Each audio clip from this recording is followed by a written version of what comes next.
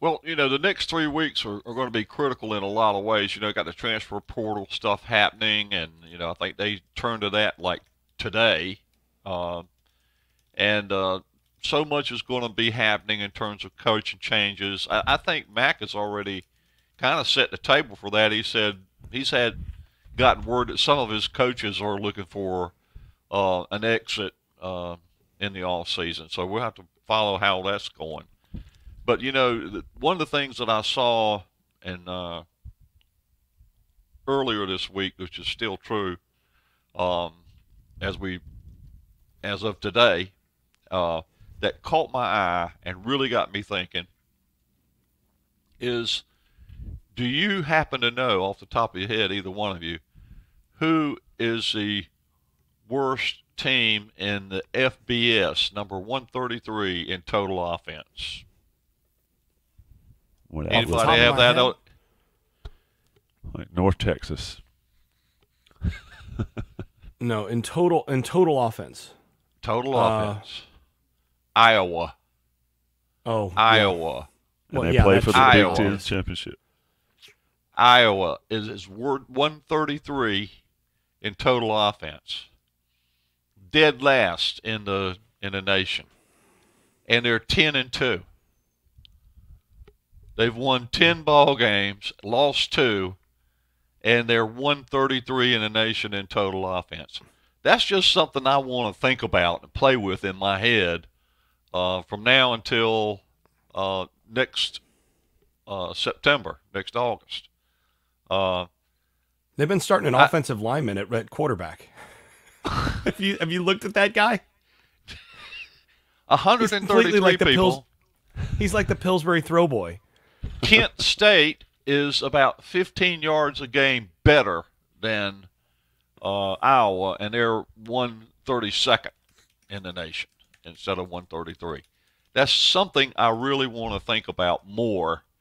I think it's probably time that, I've always been a spread person my entire football existence. As soon as the spread was invented, which was invented after I was born. Uh, so I've always been a spread offense kind of guy, but there's something I think in the college football water that is trending on defense, and I would like to see what that's all about and figure out how North Carolina can avoid having an offense that is averaging well over 500 yards a game and can only go 8-4. There has to be an explanation in there somewhere. So I'll leave everybody with that. But that was just a thought that rocked my world. Dead last in the nation in offense, and they're 10-2. Now, I will say there are a couple of things you have to keep in mind there. One is they play in the Big Ten West, And they're awful. Basically every team they've had on their schedule that they've beaten has basically been Minnesota or worse, some worse version of Minnesota. And Carolina if played the North Carolina had played that schedule, North Carolina's probably 10-2 or 11-1 because I don't buy that. Nebraska, I don't. Minnesota. I I think they would be. I think they would be because that Big Ten West is not strong. The other thing that I just am amazed by is I'm not sure you can convince me that this season has not been just high performance art by Kirk Ferentz. Right? It's the whole watch this. I'm gonna submit this as an artistic performance after the season where I'm gonna start an offensive lineman at quarterback. And I'm gonna score as few points as possible to make a conference championship game, and just demonstrate how, as an offensive line coach, former offensive line coach, that's where Kirk Ferentz made his hay before he became a head coach. I'm going to show that what really matters is the line of scrimmage, and I'm going to commit to this so much that I'm even going to start an offensive lineman at quarterback. And we're not even gonna try. We're not even gonna pretend to try to have a passing game. We're just gonna go about business on the line of scrimmage and show how this works. It's really an amazing piece of performance art, in my opinion. I mean, it's just, yeah. I mean, put that in the Louvre after this season. Let me recite a stat for you, Jason. Iowa's strength of schedule according to PFF, and I understand all the different metrics. I get it. Iowa's strength of schedule, 19th in the country. You know what Carolina's is? That's probably 50th, 53rd. 72. Okay. Iowa's quarterback gives you -1, or however this Drake May gives you +4.5, and Carolina's 72 strongest schedule. I mean, the bottom line is it's a culture. Yeah. It's a culture issue. Yeah. My question is this, though. What happens to change it? If you don't do a complete overhaul, and I don't necessarily think that's the thing you need to do, but I know one thing, it cannot continue to stand. Somebody in the chat, when I said, in fairness, Carolina's won 8 and 9 games after winning 2 and 3, but somebody said in the chat, the donations have gone up, the money's gone up, the investment's gone up, and you're still at the same place as the program has traditionally been. At some point, folks need to get some return on their investment. Now, with NIL, folks can talk with their money. But to Jason's point, until those lines, until that culture, until the physicality returns or gets in the North Carolina program, we're going to be having the same discussion every year, this time of year. But anything left?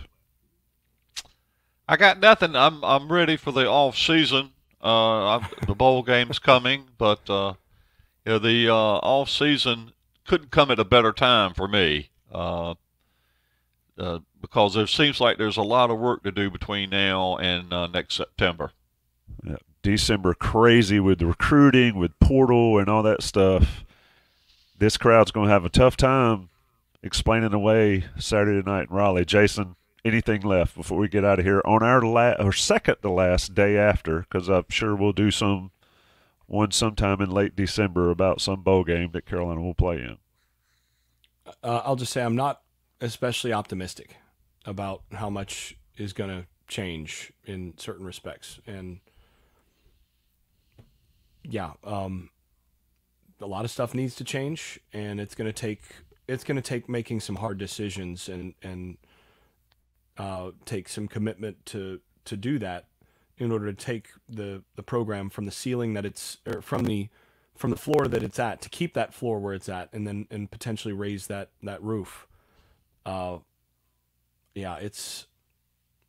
I'm not that optimistic, but I will say I am about ready to get to the off season, where of course we all know Miami is the 23-time defending national off season champs. So, it'll be interesting. That'll be curious. That'll be curious how that goes, because this year, I mean, it's been building every year, but this particular year, they were just convinced, and they convinced the national people, who got just as convinced that, now this is it. Yes, this is it.